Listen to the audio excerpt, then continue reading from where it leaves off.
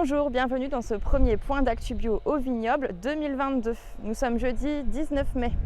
La pousse est très active ces derniers temps avec les fortes chaleurs. On gagne 2 à 3 feuilles par semaine depuis une bonne quinzaine de jours. Nous approchons donc très fort de la fleur puisque les premières ont été signalées en début de semaine.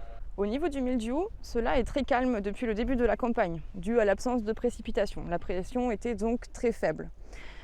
Là, ils annoncent des orages pour aujourd'hui et demain, donc ça pourrait éventuellement relancer le potentiel épidémique, mais surtout avec les pluies annoncées en début de semaine prochaine si elles se confirment et que les sols ont été réhumectés en cette fin de semaine. Il faudra donc être très prudent vis-à-vis de la protection, surtout à l'approche de la floraison.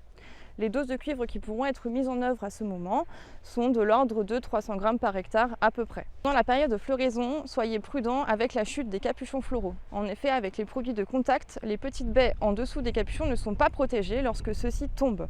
Il faut donc être attentif à la météo et si un gros risque de pluie est annoncé, il ne faut pas hésiter à refaire un traitement si l'ancien date de 3-4 jours avec une petite dose de cuivre si ça n'a pas été lessivé.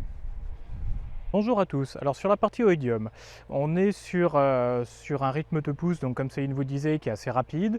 Là, on est vraiment sur une volonté de maintenir des cadences assez resserrées pour limiter les fenêtres possibles de développement de la maladie. Alors on a trouvé la toute première tâche sur une parcelle historique ce début de semaine, pas d'inquiétude jusque-là, mais voilà, on entre entre la période de pousse active et la floraison dans une période de vigilance nécessaire.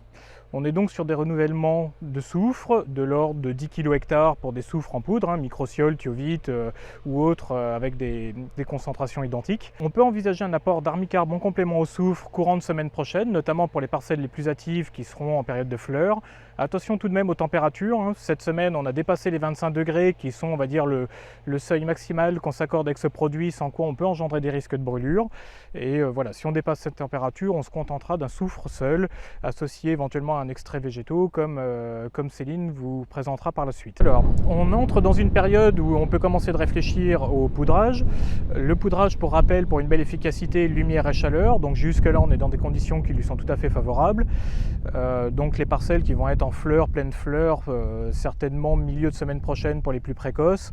On peut commencer de réfléchir à poudrer fin de semaine prochaine, début de semaine suivante. Donc voilà, en respectant les conditions lumière-chaleur. Si les conditions venaient à se dégrader entre-temps, on perdra de l'intérêt et peut-être qu'il faudra réfléchir à soit l'attendre, soit laisser cette pratique de côté, comme ce qui a pu être le cas sur des périodes de fleurs humides, comme on a pu avoir sur les années précédentes. Point travail du sol.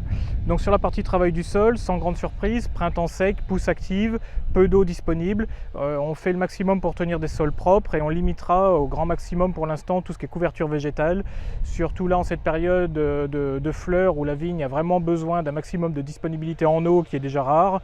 Donc on ne s'accordera pas de répit sur la partie travail du sol, on entretient les interrants et les parties sous le rang le plus propre possible pendant encore une période de 3 semaines et puis après on verra d'ici là ce qu'on peut se permettre ou pas en fonction de l'évolution du climat. Pour ceux qui utilisent des extraits végétaux, il est possible d'appliquer de la tisane d'ortie pour son effet régulateur et stimulateur de la vigne, mais aussi de la tisane d'osier, aussi appelée tisane de saule, également car ça contient notamment de l'acide salicylique qui va être stimulateur des défenses de la vigne.